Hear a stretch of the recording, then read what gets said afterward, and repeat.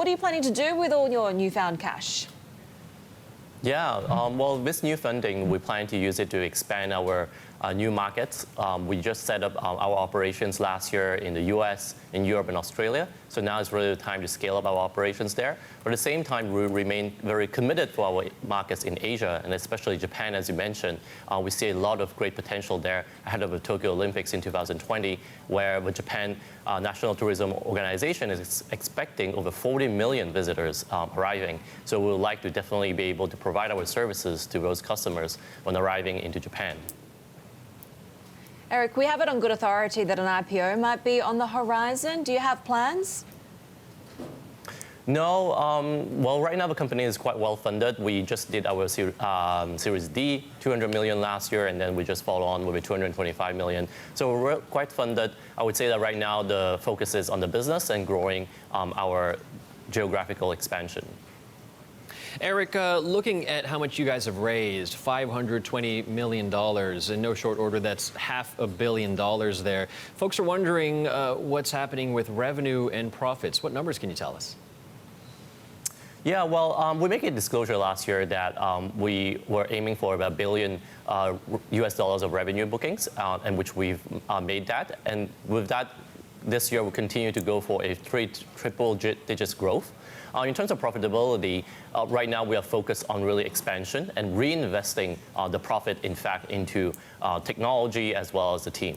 All right. Talking about technology, of course, you're very well known for being an app-first, a mobile app-first kind of platform. What further are you going to push into the technology space or any other spaces with this money? Yeah, well, I think we'll continue to stay committed on the mobile front. Most importantly, we would like to really invest our resources in a different category of services.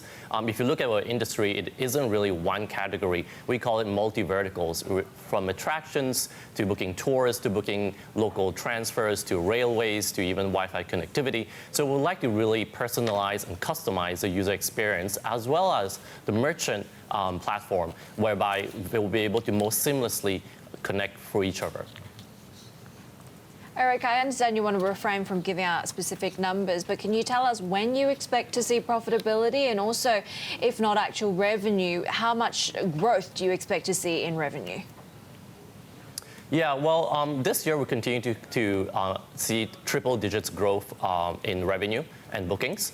In profitability, I would say that we're very much, in control and holding the wheel of the company, whereby, if we would like to choose to be profitable kind of tomorrow or the next day, we can do so. But right now we stay committed in reinvesting these profits into the expansion. All right, so the focus is on Japan in time for the Olympics. What other segments and geographies and markets are you prioritizing over the next little while? Yeah, Japan is a main market that we'll be focusing on, especially the railway system in Japan that relies on a relatively legacy technology.